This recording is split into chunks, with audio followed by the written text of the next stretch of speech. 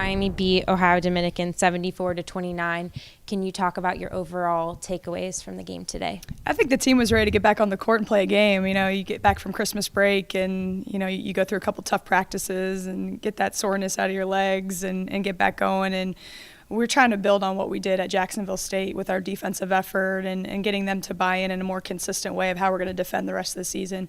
Obviously, we came out after the first couple minutes and settled down and had really an inside-outside attack and was able to use the bench a lot and get a lot of people different minutes and rest some of our kids who usually play heavy minutes, which is great. I thought our bench was engaged. I thought, you know, focusing on we have one last time to get better before it really starts, right, next week against Northern Illinois and MAC play. So thrilled with the overall effort. Our team has been inconsistent in some offensive possessions and, you know, missing some easy shots, but I can live with the effort to rebound the basketball. And I thought Bailey Reed today brought a ton of energy on the glass and just bringing some of that emotion that we've been looking for her to have. And that's contagious with when Kennedy Taylor comes in, when Kenzie comes in, when Abby Hoff comes in, of just embracing their roles. And we spent some time after we got back from Christmas break of just talking about that. What 2 or 3 little things can you do to make a possession that was kind of just an average possession turn into a great possession? And I thought we showed a lot of that today.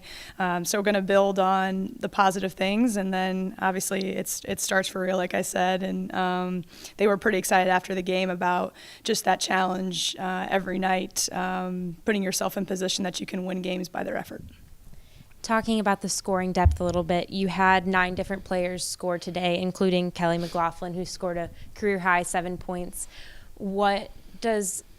How important is it for the scoring depth to be there as you start MAC play? It's super important. And if we have a team that, you know, if it's Kelly's name's called and she can, you know, put 2 or 4 points on the board, I'm not sure, you know, who it's going to be every night, which is not a great feeling sometimes to have, but it's also pretty cool that anybody can step up. And what's been good about this whole process and building our program and our team is, as much as we talk about Lauren Dickerson and Kendall McCoy and Savannah, it's those ones behind the scenes that have bought into, I know you might not see it on game day, but can you get those extra workouts in with your coaches? Can you spend a little extra time understanding, especially for our freshmen, understanding just the magnitude of knowing a scouting report and all those little things. And I said, I promise you by the end, you know, in November and in early December, you're not always going to see how it correlates. And now I think they're starting to get some confidence with, like, okay, just kind of hang in there and keep grinding. And we celebrate those little things of just getting the offensive rebound and building their confidence that way.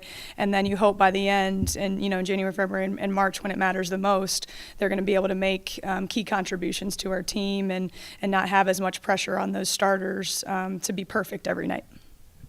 You talk about that work behind the scenes, Coach. You played 10 players today, all in double-digit minutes. And from the very beginning, we were seeing players, Kenzie Schmitz and Abby Hoff, that maybe hadn't been playing a whole lot of minutes lately. How important is it, as you get ready for a pretty rough start to the Mid-American Conference schedule, to get everybody in there and get them playing time? Yeah, thanks, Baker. January is brutal. And, you know, it's just you go on the road for your first game, and then you got Toledo, and then the list goes on of Ball State and Buffalo, and, you know, West throwing a couple East divisions. And it's really, we're talking about a little bit earlier how it's going to be a toss-up every night. You know, even the programs similar to us last year that have new coaches, they're putting some wins on the board, and I think the balance on both divisions is going to be really good, and that's why it's so important that, you know, even after our Florida A&M loss and the bounce back into Jacksonville State, how does that apply to when we go into the heat of conference play and getting them that confidence of, okay, you didn't play your best,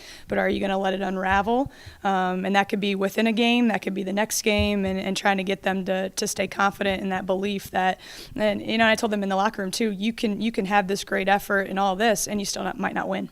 So understanding the magnitude of that as well, that so we have to play at a certain level and then get other things better as we go and tweak some things. And but it's going to be a great challenge for us. And I just remember last year that was a learning experience for me, that first January of, like, just stay the course and, you know, keep believing in each other and the people in that locker room. And that ended up translating to our success come February and into March, that we kind of hung in there. We learned so many things about ourselves, and we're going to have that same same mentality regardless of the record.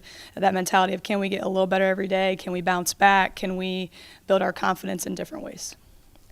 Talking a little bit about your defense, 29 points allowed is tied for the all-time lowest points scored against Miami in Miami basketball history.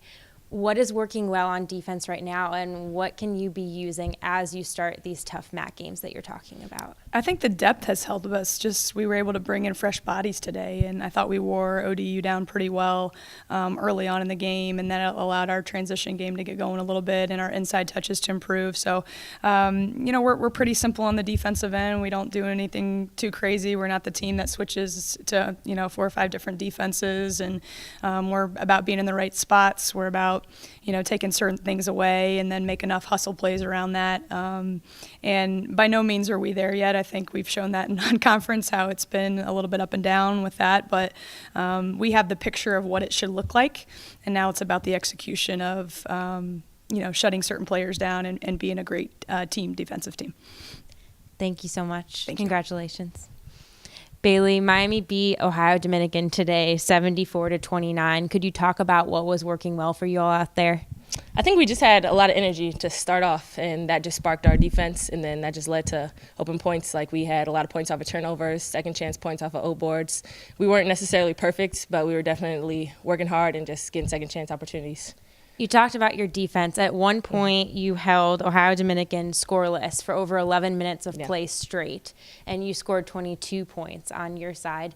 Can you talk about what you were doing to shut down their offense, because they kept coming back and kept trying? Mm-hmm. Yeah, we were just basically communicating really well, and we were just low in the stance and switching out whenever we needed to. Like, it wasn't perfect, but if we got beat, we had our help side right there, and we were rotating well, scrambling well, and all of that. And then we ended with a box out, so. On the other side of the court, you scored 74 points, which is the second highest total of the season so far. You had 19 offensive rebounds as a team. Can you talk about how those second and third chances were really helping the totality of your game as a team? Oh, yeah, for sure, because a lot of those boards really led to layups. Like, we would get a tip on the ball or something like that, and the person would be right in the basket, and we can make those easy buckets all day. And just even when we got it out necessarily on those boards, setting the offense back up, and just our offense was really clicking. So you personally, you had 9 points today, your season high so far, because you will get higher than that, I know. But can you talk a little bit about what looks you were getting and how your teammates were helping you get better throughout the season so far?